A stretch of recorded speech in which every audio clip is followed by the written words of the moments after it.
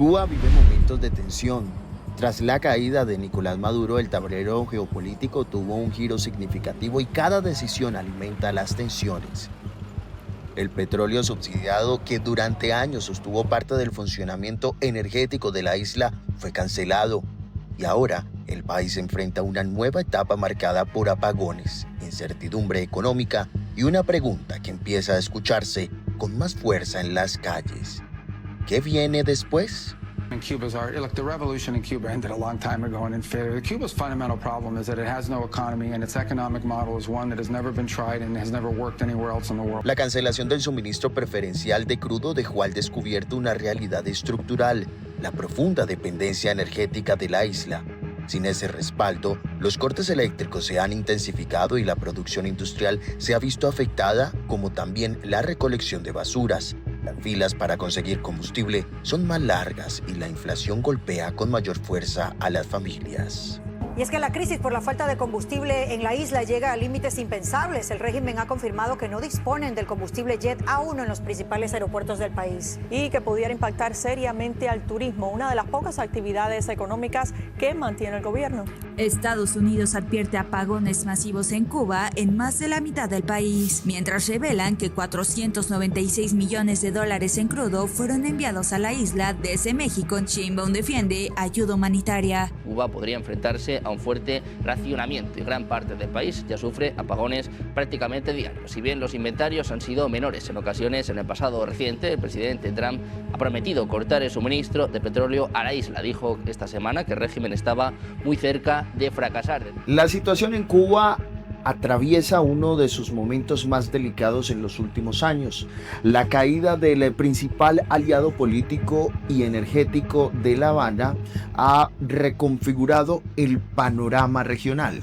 Durante más de una década, el suministro de petróleo permitió aliviar la presión económica interna. Hoy ese escenario cambió y el impacto se siente en cada rincón del país.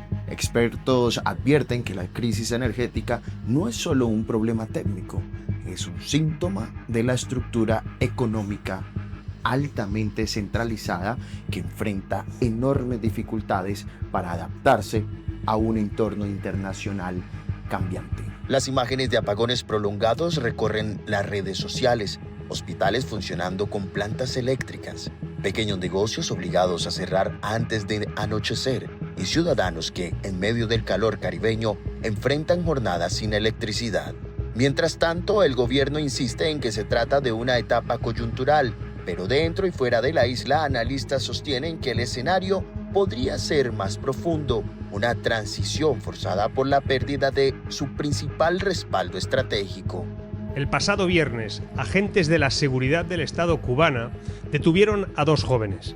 Su delito, gestionar una cuenta de Instagram llamada El Cuatro Ático, donde con sarcasmo y con lucidez describían los apagones, el hambre, la miseria cotidiana de 11 millones de personas.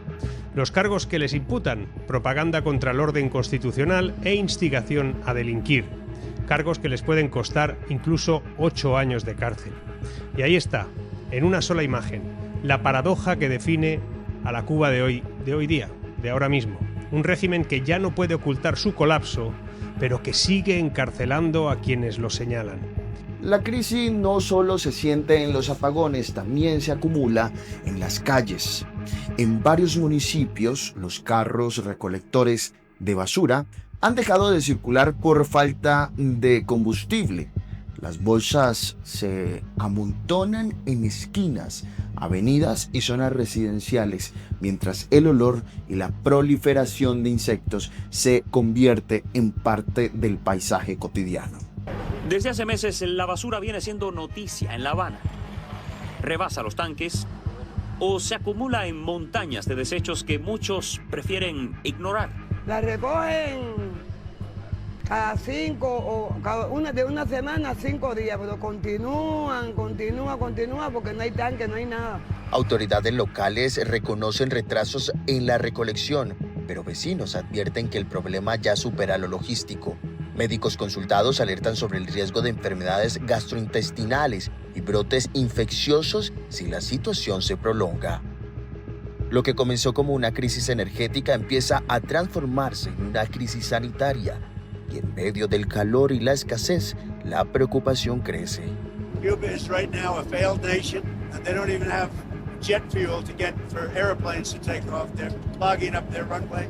We're talking to Cuba right now, and Marco Rubio talking to Cuba right now, and they should absolutely make a deal because it's truly a humanitarian threat. And we have a lot of great Cuban Americans, and they're going to be very happy when they're going to be able to go back and say hello to their relatives and do things that they should have been allowed to do for a long time.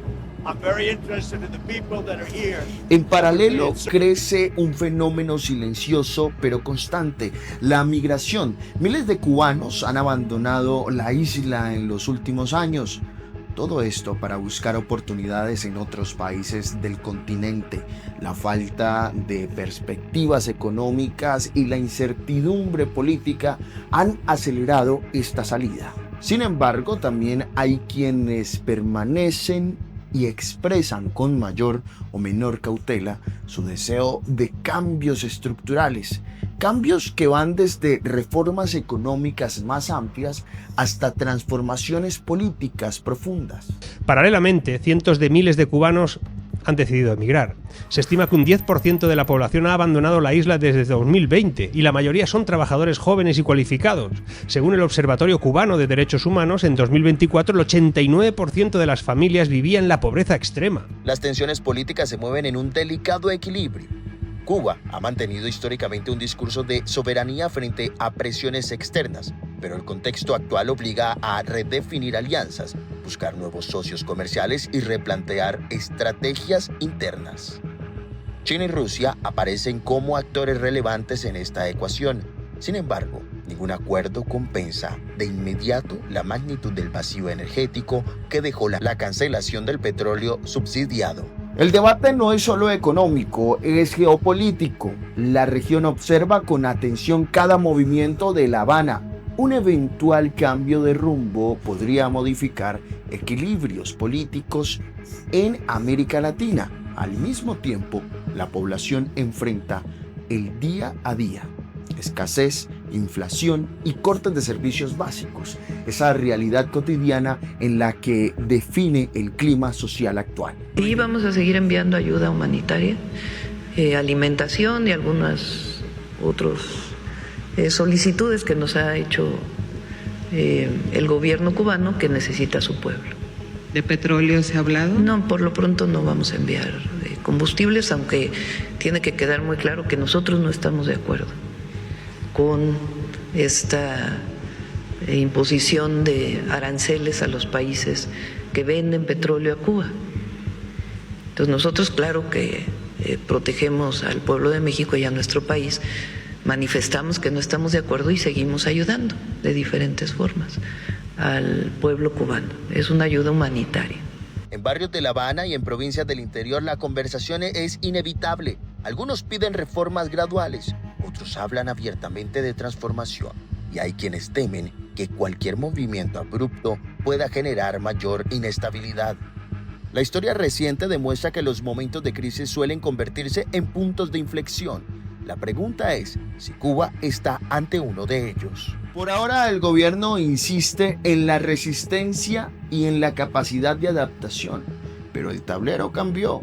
La caída de un aliado estratégico no solo representa un golpe económico, es un desafío político que redefine prioridades. La isla enfrenta una encrucijada y el desenlace dependerá de decisiones que se tomen en los próximos meses, tanto dentro como fuera de sus fronteras. Cuba vive momentos de tensión. El petróleo ya no llega como antes. La presión interna aumenta y el mundo observa. En medio de la incertidumbre, una certeza se impone. El futuro de la isla está en movimiento. Mi nombre es Juan Cuesta y esto es Tu Barco News. Recuerda compartir nuestro contenido, darle like y suscríbete a nuestro canal. Nos vemos en otra oportunidad.